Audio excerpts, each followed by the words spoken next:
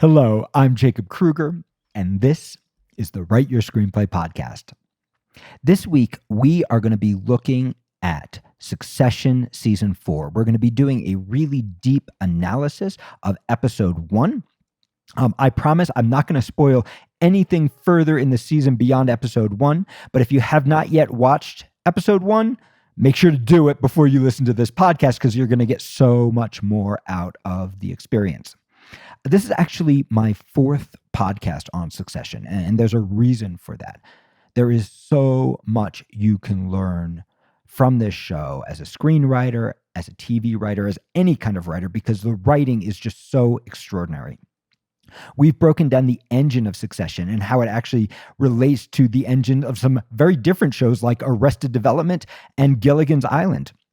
We've talked about the use of subtext in Succession. We've done a really deep scene analysis of the subtext, and we've talked about how to build engines for additional seasons of the same show in Succession in 3 different podcasts. And so if you haven't listened to those, you might want to check them out. But today, we're going to be talking about something bigger. Yes, we're going to talk about engine and how Episode 1 of Succession Season 4 relates to Episode 1 of Succession Season 1, 2, and 3. We're going to talk about how that engine gets replicated now for a 4th time. But we're also going to be talking about the difference between plot and structure.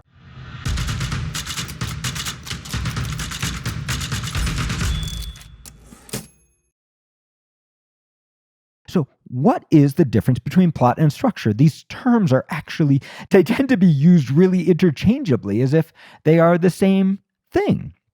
But I'd like to suggest to you that these are actually very different. And an interesting thing happens, usually when screenwriters come to me, whether they're coming for a masterclass or ProTrack or even our beginning classes, right? They come generally with a problem, right? And those problems tend to fit into 2 different categories, right? You get the writers who come and say, hey, Jake, I'm so good at character, but I suck at structure. And then you get the other group of screenwriters, and they go, Jake, I'm so good at structure, but I really suck at character. And what I generally tell these students is, you might be the rare exception, but usually both of these students are wrong. Structure and character are inextricably tied together. You cannot build structure without character, and you cannot build character without structure.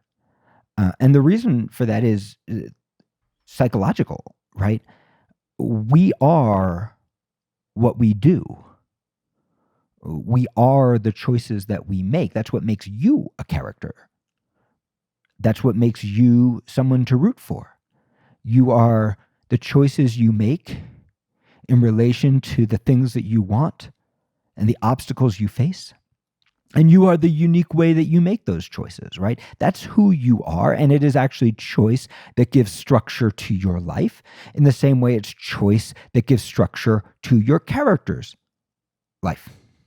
Structure is just the process by which we change or fail to change, by which we break our patterns or by which we repeat our patterns, by which we go on a journey or by which we refuse to go on a journey, which, by the way, is its own journey.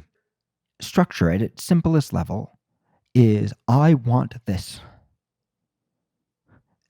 As soon as you decide you want something, it becomes hard to get because that's the way the world works.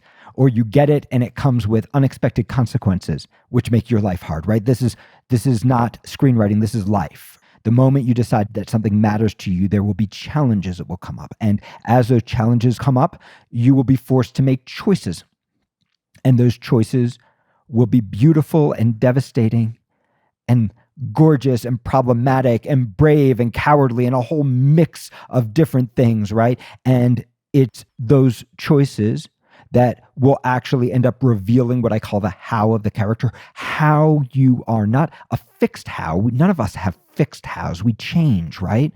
But how we are right now, how we are choosing to be, how we are choosing to show up, or how we are failing to show up, or how we are failing to step into the full who we are. That's structure. And structure in screenwriting and TV writing is no different than structure in life. If you decide what you want and you start making choices towards that, it doesn't even matter whether you get it or not. The choices build the structure. And this is why structure and character, you can't be good at character if you're not good at structure, because who the hell is your character if they're not making choices and going on a journey? They are actually not a character. So most people who think that they're good at character, what they're actually good at, they tend to be auditory learners. They tend to have very good ears, right? So they tend to be good at dialogue. And they think that dialogue is character, but dialogue is not character. Dialogue is just an aspect of character, right? Dialogue is just one way that a character tries to get their needs met. Just one way that they reveal themselves, just one way that they change, just one way that they make choices. And if you happen to have that gift of dialogue, congratulations. That's wonderful. That's a wonderful gift. Say thank you to the screenwriting gods. But that doesn't actually mean you're great at character, because you cannot get great at character until you can take your character on a journey that reveals who and how they really are, until you can force them to make choices, until you can torture them, until you can start to reveal the real how, not the how that they think they are, or even that you think they are, but the real how that lays underneath. Just like you can't get to know yourself until you make some choices. You can't really know who you are until you face some obstacles. The same thing is true for your character. The students who tend to think that they're good at structure, what they tend to actually be good at is plot. And there's nothing wrong with plot. If you have that gift, if you're really good at making up fun things to happen in your script, well, that's a wonderful gift. Say thank you, screenwriting gods. I appreciate that wonderful gift, right? I appreciate the gift that you gave me of making things up, making up events. And that's a wonderful gift. And guess what? It has absolutely nothing to do with structure. Plot is just the crap that happens to happen. It's the crap that happens to happen in your movie or your TV show. And it's the crap that happens to happen in your life. And structure is the choices that you make in relation to the crap that happens to happen. In your screenplay, it's the choices your characters make. And in your life, it's the choices that you make. And the truth is, you can't control the crap, and it's all crap, right? The characters in Succession have all been given the crap, right, of more money than they even know what to do with. In the first episode of season 4, the 3 kids, they only have, $4 or $5 billion among themselves, right? Connor, he can spend $100 million just to hold on to a 1% interest in him as president, right? And still be rich. They have inherited the crap that a lot of us would wish for, right? Of having that kind of money, right? They can live anywhere, they can do anything. And yet the choices that they make out of that crap mostly destroy their lives, mostly build misery for them, mostly make us want to cry for them, and also disdain them. The plot of their lives is that they happen to have been born to a really rich dad who gave them all a bunch of shares of a really powerful company. It's plot. The structure that we've been watching now for 4 seasons is for that to never be enough. Of them always wanting more, right? Of them betraying their father and each other in pursuit of more control. And it's true for Logan too. He's got everything, right? The plot of his life is he's got everything. And as we're seeing in season 4, the structure is that he is the most alone man in the world. His best bud is his driver/security guard. He is a man whose plot seems to suggest a great life, but whose choices have left him the most alone billionaire in the world. Similarly, these characters had some bad plot that happened to them, right? All three of the main children, if we actually four, if we include Connor, right? All of these children have the plot of a father who cannot love them, who can only love his company. All four of them have that plot. And all four of them have made different choices in relation to that plot. And this is where we meet them at the beginning of episode 1 of season 4 of Succession. The children have all come together, with the exception of Connor, who's still trying to please dad and trying to be president. The children have all come together, and they are going to build their own company, right? Now, this is, again, a repetition of the engine. The beginning of every season, Kendall, Shiv, and Roman are going to play the same game, right? Usually it's about taking over dad's company. Who is supposed to be in charge? Do the three of us come together and combat dad? Or do the three of us compete to decide who's going to be in charge? And this time it looks like they're actually going to do it, right? They're actually going to make their own company to rival dad's company. And sure, they're being themselves about it, by which I mean they're being horrible. But they are literally just repeating the pattern we've seen in every season, which is, do we all stand up to dad? Who's going to be in charge? And this time it looks like maybe they're all going to be in charge. Now, there's another thing that's happened, right? They've also made decisions over 4 seasons now about how they're going to deal with a dad who doesn't love them. Kendall's begin in season 1 going, I am going to prove myself to dad by taking over the company. And he moves all the way to, I am going to destroy dad. Roman, when we meet him at the beginning of season 1, is saying, the company is a cage for me. I don't even want it, right? He's rejected everything about it. But then he's gotten sucked back into the desire to be in charge. And Shiv's built a whole career in politics and a life with Tom. She's tried to build a different life, and she's gotten sucked back into it. So the structure, and then Connor is off, falling in love with his prostitute future wife and living in a kind of dreamland away from the conflict, trying to not piss off anyone. And he's never going to stand up to dad, right? And so these are the choices that we've seen all of them make every season, right? Similarly, season 1 starts with dad's birthday. You know what season 4 starts with? Dad's birthday. And we're able to appreciate some of the changes, right? In season 1, all the kids are there for dad's birthday, even though dad hates birthdays and it's so awful, and all they're doing is playing power games. In season 4, only Connor's there. All the other kids are not there for dad's birthday.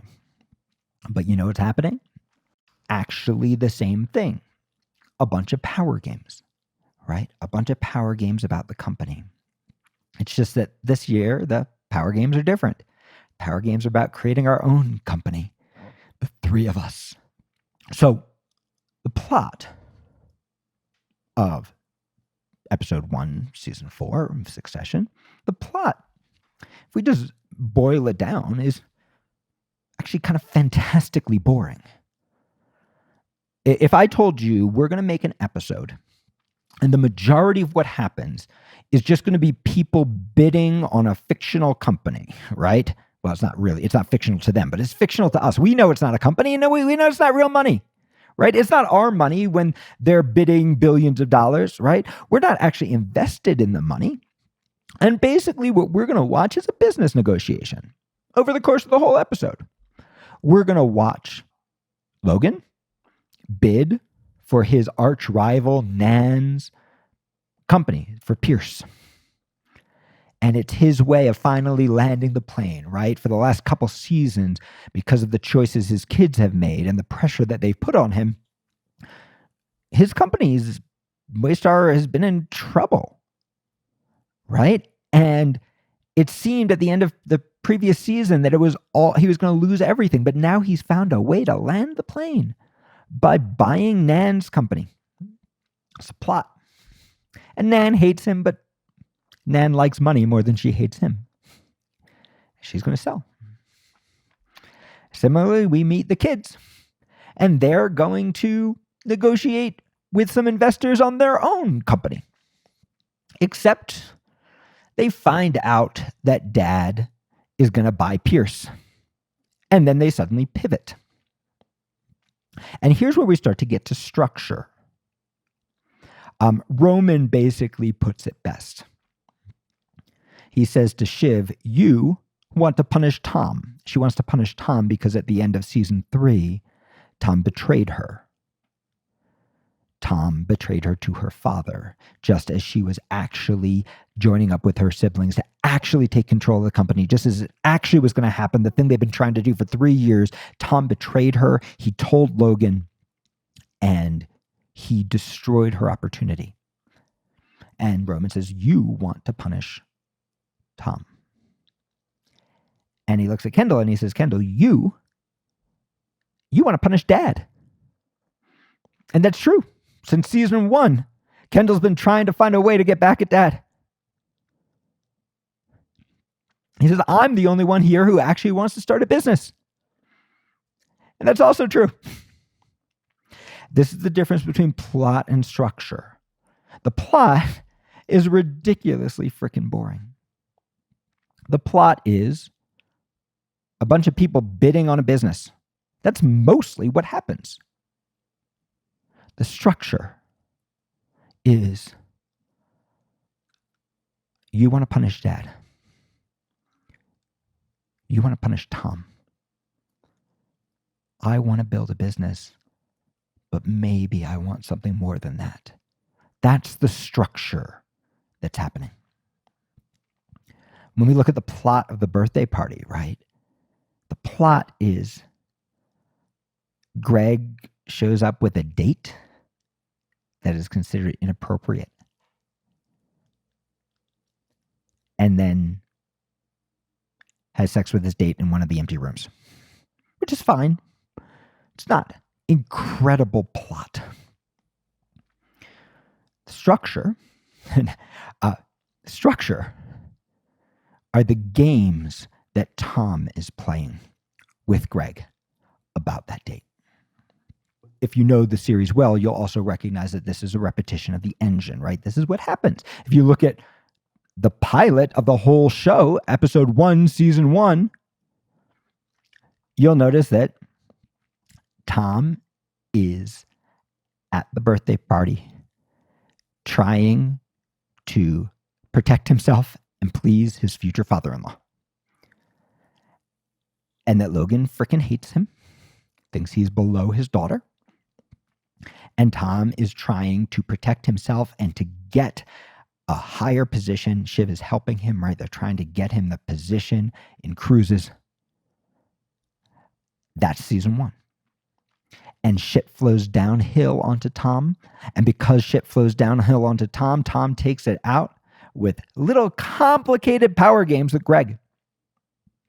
Well, in season 4, episode 1, the same damn thing is happening. This time, Tom is trying to figure out, he's trying to get Logan's approval, and he's trying to figure out what happens to me if Shiv and I divorce. Now, there's something more complicated going on structurally, right? So the whole plot begins, right? The whole shift for the kids begins when Tom calls Shiv and tells her that he just wants her to know that nothing was happening, but that he was seen with Nan Pierce's daughter, you know, the girl who used to date Kendall. He just wants her to know that he was seen with her. And it seems like he's trying to protect something in their relationship, or is he trying to fuck with her? Is he trying to fuck with her mind because maybe he's sleeping with her? Is that what he's suggesting? It seems like there's a complicated game going on, but there's another possibility, which is that he knows how smart Shiv is. And he knows that she is going to figure out if he's meeting with someone from Pierce, maybe something's going on and maybe Logan is betting. So it's possible, we don't know yet, but it's possible that what Tom is actually doing is the reverse of what he did at the end of the previous season. That this time he's tipping off Shiv because there's a part of him that still loves her. It's also possible that he's not fully aware of that choice, but there's a complicated game going on. So the plot is a phone call. The structure is I want my wife back. No, I also want my position with Logan. And a character doing something that complicates both sides of the equation. The plot is the crap that happens to happen. The structure is what the character wants, what the character needs, what the choices are, and the unique ways that they try to do it that's different from anyone else.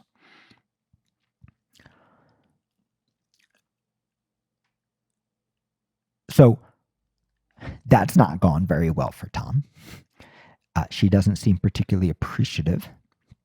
And now he's trying to figure out what's happening, what's going to happen if he gets divorced with Logan. But it's also possible that he's trying to create a little bit of a smokescreen, right? Since he seems so worried about divorce, he doesn't want Logan to look at him and go, were you the one who tipped them off? So there's something very complicated happening that we don't even fully understand. And like any conversation with Logan, Tom gets nothing that he wanted. He wants to know if we're good. Logan says, we're good if we're good. What do you make of that? Nothing, because Logan never gives anything that's needed. He never gives anybody anything they need. And just like in the pilot of Succession, in episode 1 of season 4, shit flows downhill from Tom to Greg. And Tom is having a wonderful time torturing Greg about how everyone's talking about his girlfriend, about how uncomfortable he should feel, about the risks he's taking. And when Greg reveals that he had sex with his girlfriend in one of the rooms, he has a wonderful time torturing him about how Logan watches every video and he better come clean to Logan. Now, this is also wonderful, right? This is a repetition of the engine. In season 1, it is Greg who gets harassed by security, by Logan's pal when he shows up and Logan doesn't recognize him. In season 4, episode 1, it's his date that Logan goes, who the hell is that? And it's his date who eventually is going to get harassed and kicked out by security.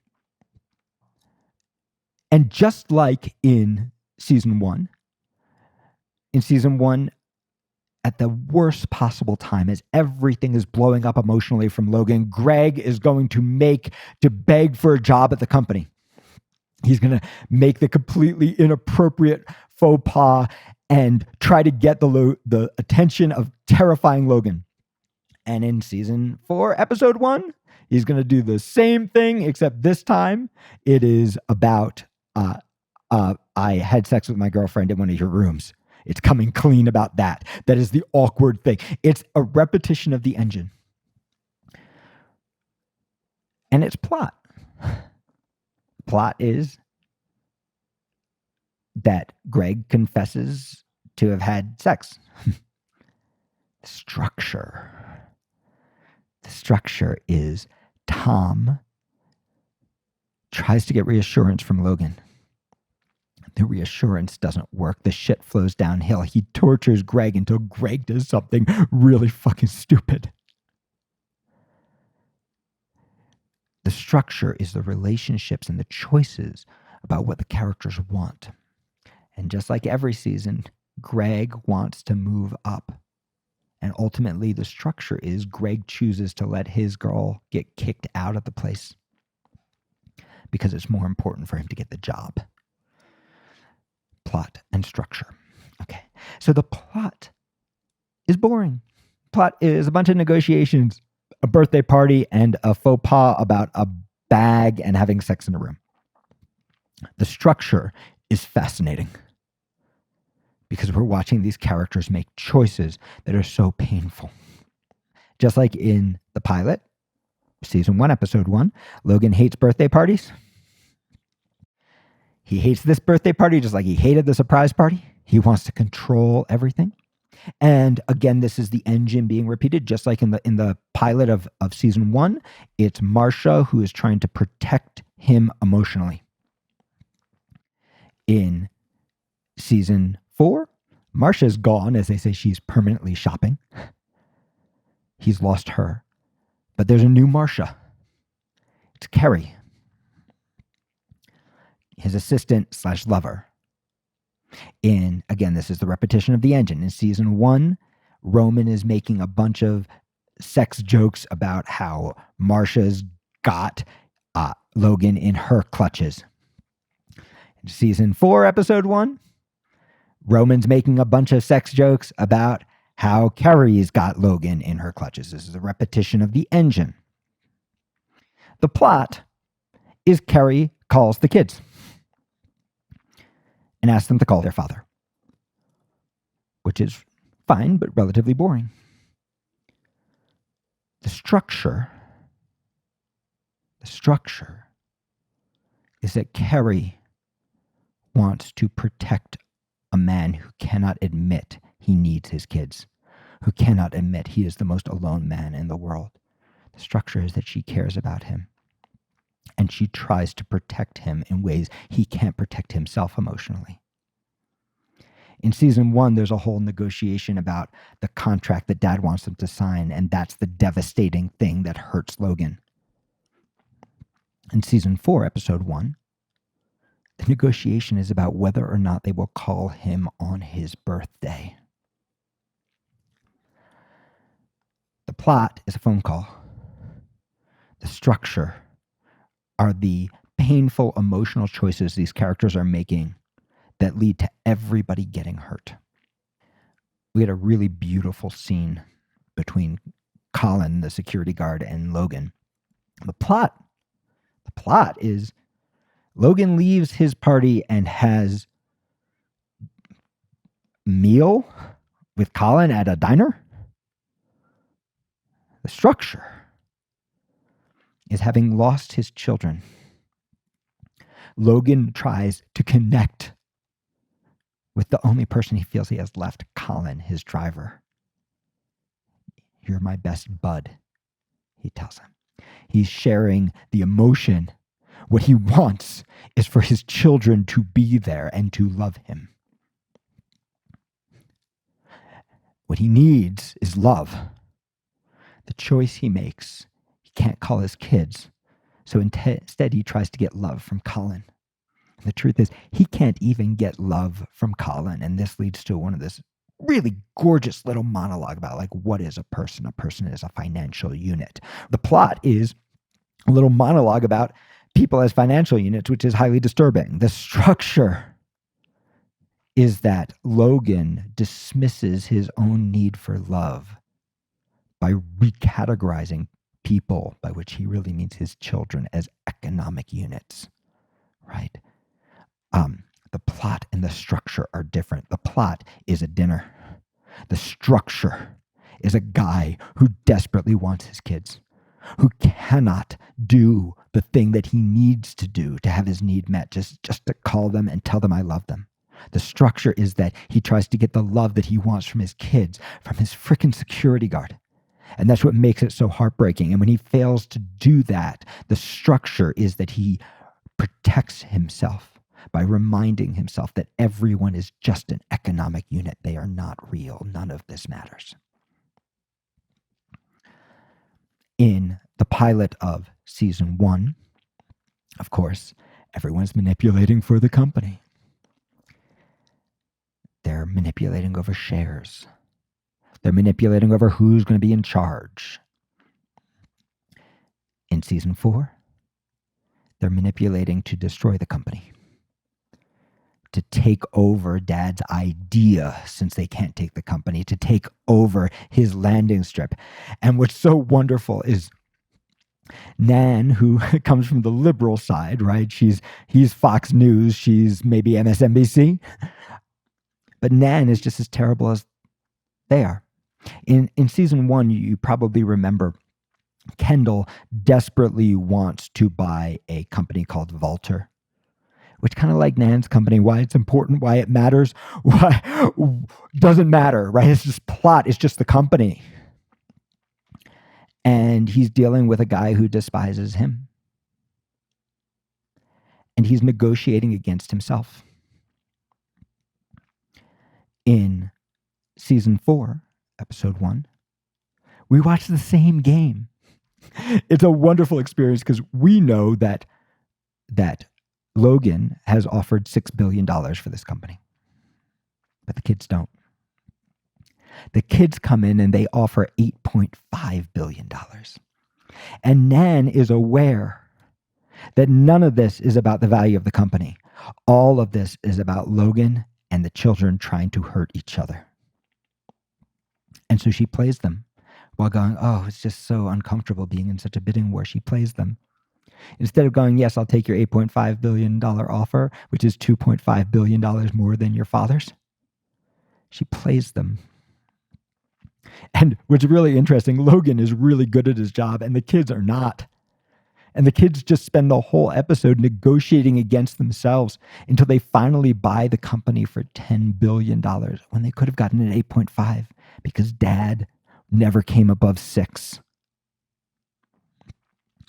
And they leave feeling great because they defeated their father. And we know that they really negotiated against themselves because none of this was ever about money or the value of the company. Just like Walter, they just hurt themselves, just like Kendall did in season 1.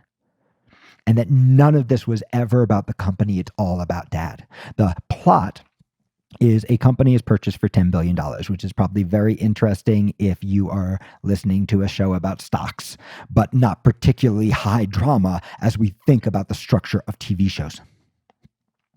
But the structure is kids who don't know what they're doing, negotiating it out against themselves just to hurt dad, being played by somebody who is smarter than them until they've overpaid for her asset, right?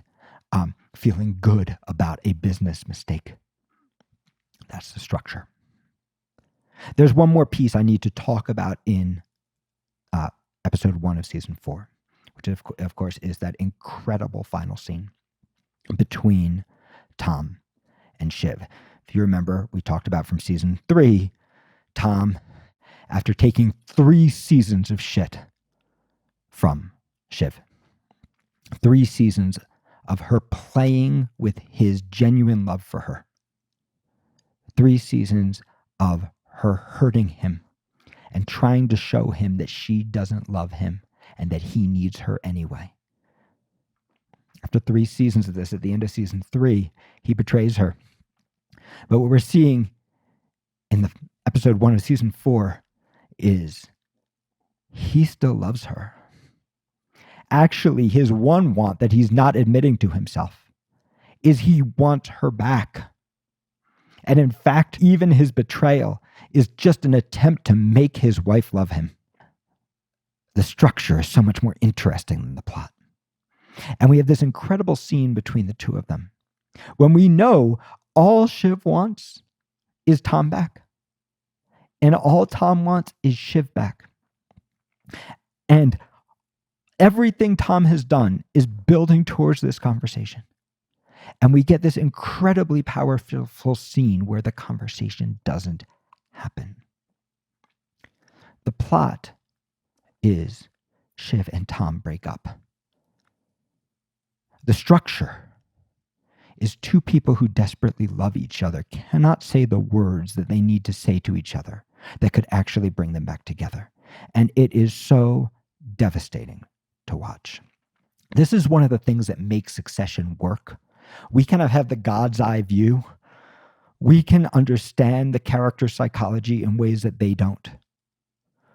We are watching these characters abreact to their own pain, right? Their own psychology. We are watching these characters overcompensate for their real feelings and make insane choices based on a psychology that they are not fully cognizant of inside of themselves. This is what makes Succession so powerful. It's not the plot, it's the structure. The plot of Succession, as we've talked about now for multiple podcasts, is just a repetition of the same engine again and again and again and again with a little bit of different variation.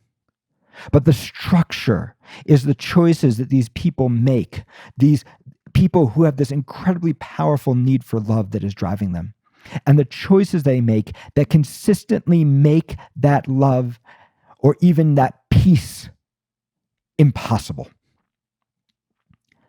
I hope that you enjoyed this podcast. If you want to learn more about Succession, about engine, about structure, come study with me. I have so many wonderful classes, from foundation classes in screenwriting and TV writing to our ProTrack mentorship program that pairs you one-on-one with a professional writer, to my master class where we teach at the grad school level at the tiniest fraction of the cost of grad school. Everything's online. It's a ton of fun. So come check it out. WriteYourScreenplay.com. Link in bio.